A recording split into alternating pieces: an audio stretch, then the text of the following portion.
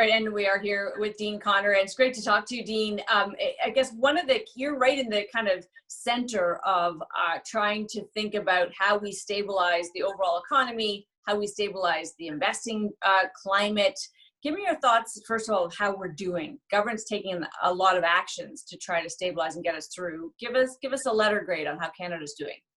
You know, I would say I'd split that into two sections, Amanda. The first is around stabilizing capital markets, and I would give the government, not just Canada, but around the world, an A, maybe even an A+ on that. When you think about the massive, it's not really stimulus, but support for both the fiscal and the monetary side. It's been not just of a scale, but of a speed and intensity that we've never seen before. And guess what? We see the S&P is only down 9% year to date. It's actually up versus where it was last year. And on the debt markets, the capital markets, the bond side, things, there's liquidity and things are trading and things are moving. So I would say on that side, the stability of capital markets, I'd give governments an A+. In terms of how we're managing the actual health crisis, I give it more like a B+, and I think there's some pieces missing yet that we still have to work on there.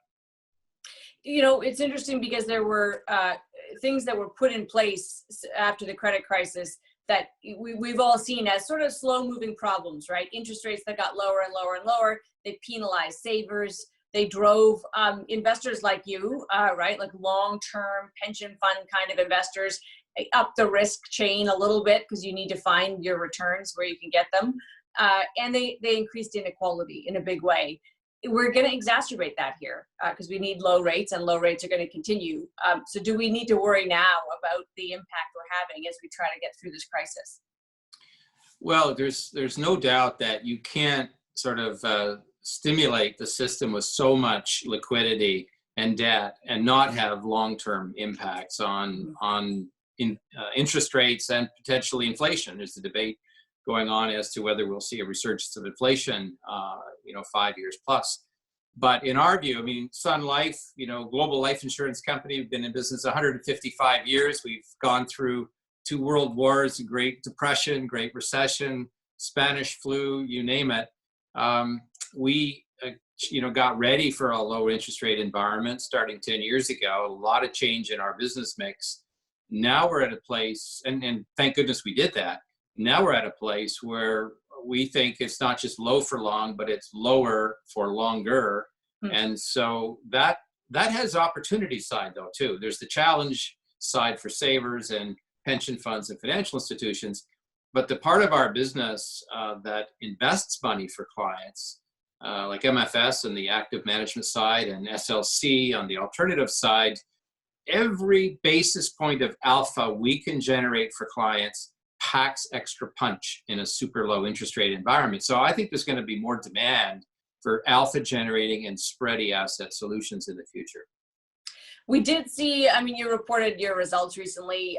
We know the market volatility plays a role, right? Is it distracting? And how do you keep, from making it distracting for the folks who are managing things for you to say that's short term and it will disappear and don't dwell too much on it? Yeah, it's a great question because, I think you can watch the analogy I like to use is the person going up the escalator and they've got a yo-yo in their hand going up and down. And some people focus on the yo-yo going up and down. And I like to focus on the direction of travel. Right. So as a long-term investor or as a builder of a business, you have to think about that longer term. So we keep bringing our people back, our investors back to, what are we trying to build over the next 5 and 10 years? We're running the company for people who want to own our stock over that period of time. And, there's sort of a defense aspect to this crisis. How do we make sure we protect our capital? We came into it in a very strong capital position, but what kind of offense can we play and what kind of opportunities? How do we come out of this stronger than we went into it? And you would be one of the players for whom there will be lots of opportunity, right? So that must be appealing. And yet we sit here today the level of uncertainty in the world really, it's hard to imagine a more heightened time, right? Any forecasting you make, we just have to say, because we don't even know about the path of the health side of this problem, let alone the economic consequences. How are you factoring that in? How do your folks factor in that degree of uncertainty? Amanda, you said it really well, and I think you have to start the conversation with a fair bit of humility, because it's actually unknowable. Everybody wants to know, how long will this take? How deep will this recession be? And when will we get back to normal? And what will it look like on the other side? And I think, frankly, it's unknowable. So you have to come at it with a fair bit of humility. And it is tough because it's binary. It all ultimately comes down to when will we have either a vaccine, or I think this is actually more relevant, a life-saving therapy. You don't have to produce 7 billion doses of it. You just have to have it so that people have confidence if they go out and sit in a cafe with their friends and family and they catch COVID-19, they won't die from it. Mm-hmm. So once we have that, either a vaccine or a life-saving therapy, people can come back full steam. But who knows when that will happen? So how do we manage that? We have, we plan for war and we pray for peace. We have, a base scenario and a severe stress scenario, and everything we do, including looking at acquisitions, has to work in a severe stress scenario so that, the company is still strong, even if we end up with that severe stress scenario. I mean, I always joke, people think insurance companies are boring, but in fact, if we watch them, they will tell us how we're going to live in 5 to 7 years, because you're thinking that far ahead of what the rest of us are thinking. Pandemics were something that some people were thinking a lot about. Most of us weren't.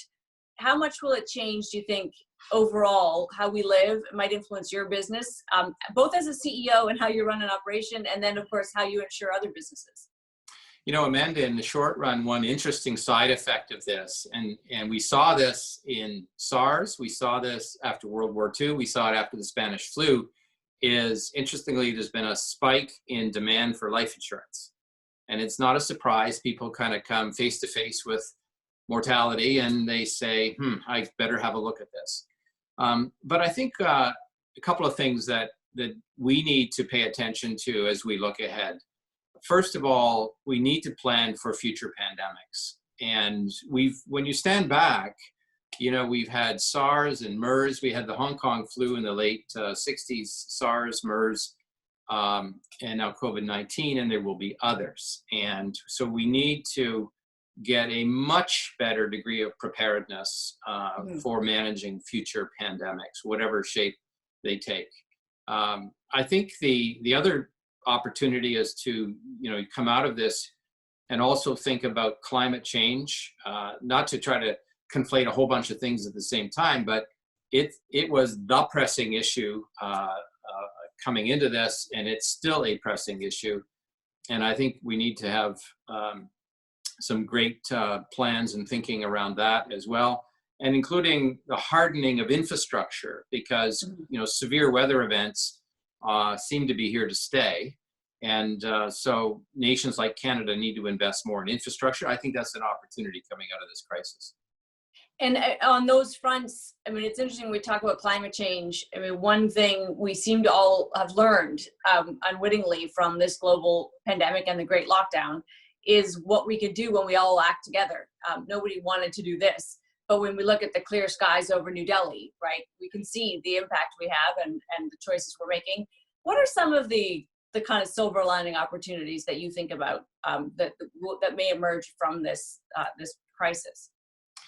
I think, first of all, in terms of climate change, I think that we will see we will see more days worked out of the office, work from home or work from a remote location, which means less travel to the office, whether it's by mass transit or car.